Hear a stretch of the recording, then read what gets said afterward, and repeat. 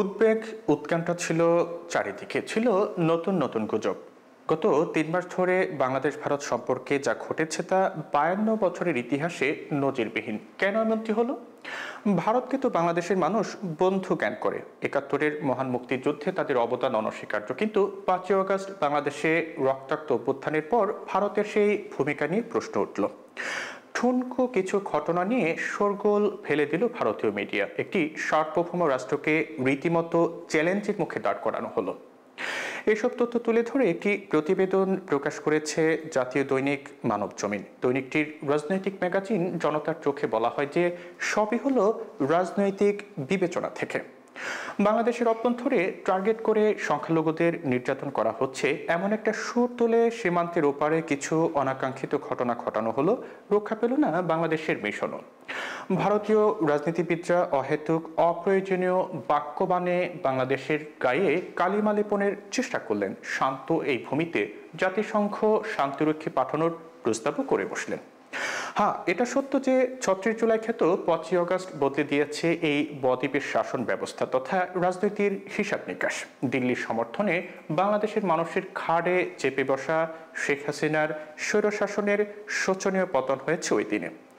জনরোষ থেকে প্রাণে বাঁচতে হাসিনা তার দুনিয়ার একমাত্র মিত্র ভারতেই আশ্রয় নিয়েছেন। তার প্রতি ভারতের ভালোবাসা নিখাত, এটা প্রমাণিত। কিন্তু তাই বলে বাংলাদেশকে তারা পরিত্যক্ত ঘোষণা করবে না। বোদ্ধাদের ভাষ্যমতে এই দেশের সঙ্গে ভারতের বন্ধন অকাট্য, সম্পর্কে টানাপোড়েন হতেই পারে, যার প্রমাণ হলো দিল্লি। সব আলোচনা সমালোচনা তথা সম্পর্কের চরম টানাপোড়েনের মুহূর্তে ঢাকায় পা রাখলেন দিল্লির বিদেশ সচিব বিক্রম মিশ্রি। ভোরে দিল্লি থেকে দেশটির বায়ুসেনার বিশেষ চপারে উড়ে এলেন তিনি। দিনের শুরুতে রাষ্ট্রীয় অতিথি ভবন পদ্মায় দুই পররাষ্ট্র সচিব একান্ত বৈঠক বসলেন।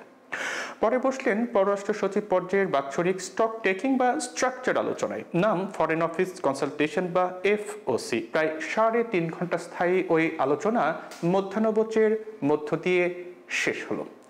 আনুষ্ঠানিক আলোচনায় দ্বিপক্ষীয় স্বার্থ সংশ্লিষ্ট বিষয়াদি নিয়ে পয়েন্ট টু পয়েন্ট বিস্তৃত আলোচনা হলো। সেখানে গুরুত্ব পেল ভারতে বসে শেখ হাসিনার রাজনৈতিক কর্মকাণ্ডের বিষয়টি। বৈঠকে অবশ্য তাকে ফেরানো নিয়ে কোনো আলোচনা হয়নি, যদিও ঢাকায় এ নিয়ে আলোচনা তুঙ্গে। বৈঠক বিষয়ে নিজ নিজ অবস্থান তুলে ধরতে পরবর্তীতে দুই পররাষ্ট্র সচিব আলাদা আলাদা ব্রিফ করেছেন। ব্রিফিংয়ে বাংলাদেশের পররাষ্ট্র সচিব একগাদা প্রশ্নের জবাব দিলেন। দিল্লির বিদেশ সচিব কোনো প্রশ্নের জবাব দিতে রাজি হলেন না। সেগুনবাগিচায় কয়েক মিনিটের সংক্ষিপ্ত ব্রিফিংয়ে সংখ্যালঘু নির্যাতন বন্ধের অনুরোধ রেখে গেলেন ভারতীয় সচিব। ব্রিফিং শেষে চটজলদি বেরিয়ে গেলেন তিনি। তখনও প্রধান উপদেষ্টার সঙ্গে বৈঠক বাকি। ৪টা ৫ যমুনায় ঢুকলেন। ডক্টর ইউনূসের সঙ্গে সৌজন্য সাক্ষাৎটি ব্যাপক মিডিয়া কভারেজ পেল দুপারে। কিন্তু এটা খুব রহস্য যে সন্ধ্যার আগে সরকারি সব কর্মসূচি শেষ করা দিল্লির বিদেশ সচিব বিক্রম মিশ্রি পরবর্তী ঘন্টা কোথায় কি বৈঠক করলেন। বিশেষ করে সন্ধ্যা ৭টা ৩০ থেকে ৮টা ৩৫ পর্যন্ত এই ১ ঘন্টা কোথায় ছিলেন তিনি, কার সঙ্গে দেখা করলেন তিনি। ওয়াকিবহাল সূত্র বলছে যে ৩ সদস্যের একটি প্রতিনিধি দল নিয়ে বিক্রম মিশ্রি একটি রুদ্ধদ্বার বৈঠকে বসেছিলেন ঢাকা সেনানিবাসে। সেনাবাহিনী প্রধান জেনারেল ওয়াকারুজ্জামানের সঙ্গে সৌজন্য সাক্ষাৎকাম বৈঠকটি হয় তার।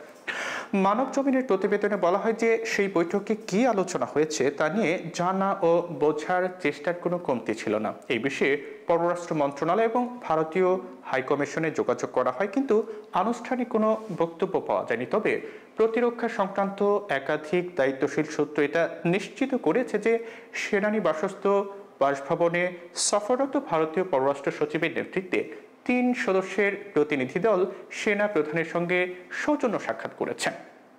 সেই সাক্ষাৎ বিষয়ে পররাষ্ট্র মন্ত্রণালয় তথা বাংলাদেশের অন্তর্বর্তীকালীন সরকারের দায়িত্বশীলরা পরবর্তীতে বিস্তারিত অবহিত হয়েছেন। যেটুকু জানা গেছে, সম্পর্কে মেঘ দূর করার বিষয়ে ঘণ্টাব্যাপী ওই বৈঠকে তাৎপর্যপূর্ণ অগ্রগতি হয়েছে।